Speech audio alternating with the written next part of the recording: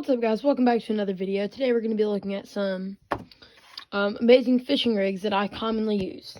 We're going to look at bass rigs, trout rigs, like Texas rigs, wacky rigs,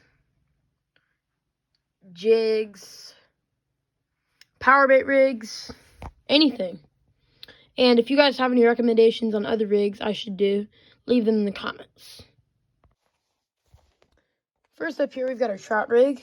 So basically, we need to tie you need to put your weight on just like this, and then you're gonna want to put your swivel on just like this, and then you're going to want to take your leader, which I usually use 4-pound line, and you're going to want to tie it on to the swivel, just like this. And then you're going to want to put your hook on your line, just like this, which you're going to want to put your Berkeley power bait, more Berkeley power bait. Okay, you might even want to put your little crickets on there. Here's what it should look like. Leader length, the weight, the hook, I would say about 2 or 3 feet. So, and then once you do this, I also use live bait on this rig. So you'll actually want to inflate your worm, which maybe I'll do a YouTube short about later. So that'll basically make it suspend off the ground of the lake. So it'll kind of like be hanging at the perfect depth for this trout to come in and snatch it. So that's an amazing bait that's an amazing rig for trout. Next up, we're gonna hop on into the catfish. Next up, as I said, is our catfish rig.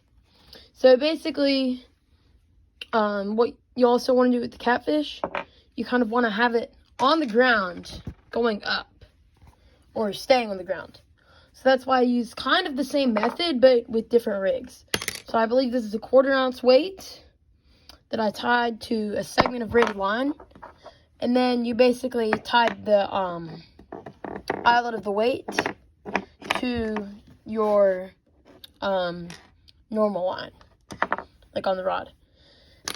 These hooks, they actually go into the throat of the catfish and snag, but they don't go too far in. These are amazing catfish hooks. If you're using cut bait, hot dogs, sausage, you name it. Sometimes, depending on the time of the year, I might throw a bobber on instead of the weight, because sometimes they're a little higher up in the water. Instead of being on the bottom, sometimes I'd rather be on the top. So you can use a 1/4 ounce weight, sometimes you 1/2 ounce weight, but 1/2 ounce or an ounce might be a little bit too much. So stick with a 1/4 or a 1/2 or maybe 3/4 ounce. Stay light. So I mean, you don't want it to drift, but you don't want to be like overweighted on the bottom. So the catfish realizes that something's up when it takes the bait and spits it out before it gets in its throat. Next up, we have our Texas rig. For the purpose of demonstration, I'm not going to put it together for you guys today, but I will show you a different one that's completed. So basically, with the Texas rig, you're essentially weighting it down, but not weighting it down too much, so it sinks all the way to the bottom. You want to kind of suspend it off the ground. So basically what you do, you take these stoppers, you put the line through the little top of the stopper right there, and then you pull the stopper off. Then your weight slides on, and the stopper essentially prevents it from sliding too far up your line. And then you tie your hook to that. This is the rig that I use for all my Zoom baits. Like, favorite color is green pumpkin. Also, like, pretty much any Zoom speed worm, it will probably catch a fish. That's why I love them so much. I mean, it's just like my go-to reliable bait. This is size 1 hook, size 2, maybe 3. Size 1, yeah.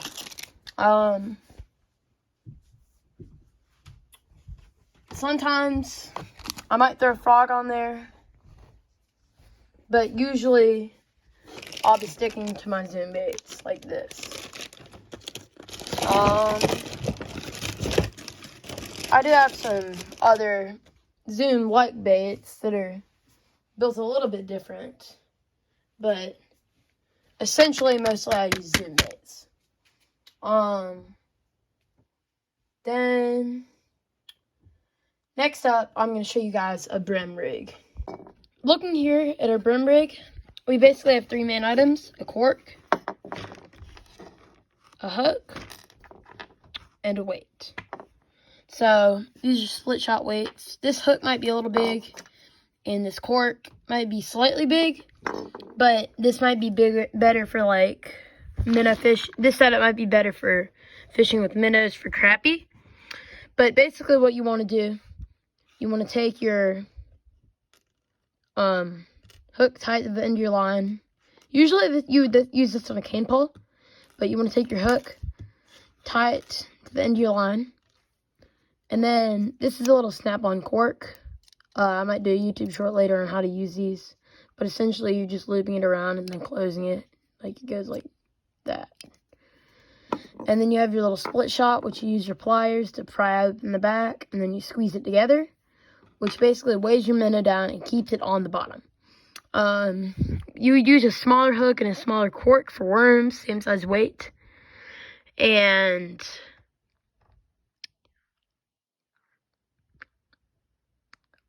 with minnows, what you're going to want to do, you're going to want to take the minnow and hook it either up through their nose or around through their eye to keep them on there, and because like their front of their nose is the strongest place on a minnow.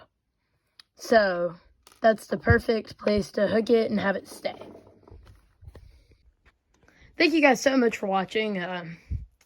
Made a little bit of a mess making this video, but I hope you have a great day, and I hope if any of you guys are going fishing soon, hope you have great luck going fishing. I might be going fishing soon, so maybe get a little video. I went fishing in the mountains. Didn't catch anything, but got some good shots of the lake. So thank you guys so much for watching. I hope you have an amazing day, and I hope I taught you something with these 4 fishing rigs. Have a great day. Bye.